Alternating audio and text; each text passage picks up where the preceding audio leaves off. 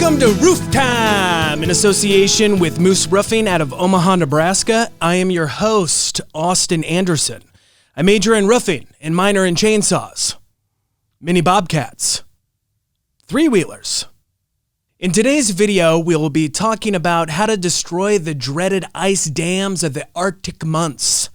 If you haven't yet, please hit subscribe, ring the little bell, and be notified when we release a new video. To reduce the possibility of these damn ice dams, one must use a three-step approach. 1. Install adequate attic ventilation.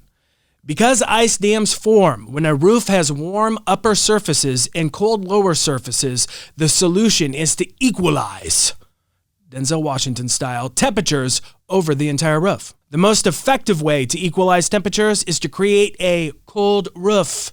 To do that, you need a well-designed attic ventilation system that will supply airflow along the entire underside of the roof deck. That's critical because only a uniformly distributed airflow can reduce variations in roof temperatures from peak to eave. Peak to eave.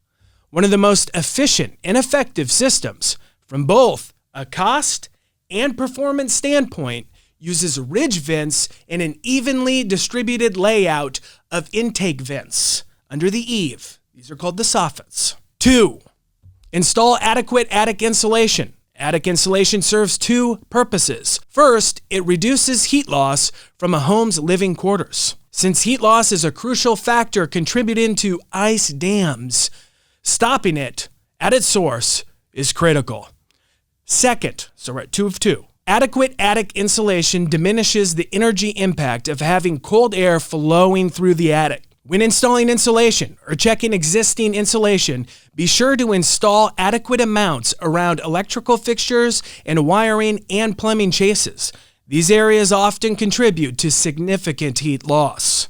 With existing insulation, check for water damage and areas compressed by foot traffic or stored objects. Finally, make sure existing insulation meets today's R value requirements. 3. If possible, install an ice water shield underlayment. Even the most effective attic ventilation system may not be enough to eliminate ice dams. A combination of weather conditions, roof pitch, building orientation, and other factors may allow ice dams to form under certain conditions. If that happens, an ice and water shield underlayment barrier can minimize and possibly eliminate water infiltration into the building structure. Install an ice and water shield underlayment according to the manufacturer's instructions. In general, install an ice and water shield underlayment at least 2 feet above the interior wall line.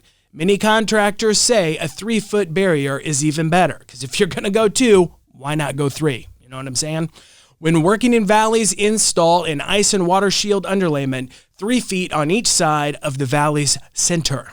In order to stop ice dams, this is what is needed. Although it may seem like a considerable undertaking, your attic space must be adequately ventilated so your home can live a long and prosperous life. Please comment below with any questions you have, and we will respond to them as quickly as we can. Make sure you subscribe and ring the little bell so you're notified when we release a new video. With that being said, until next time, shine on, you crazy diamonds.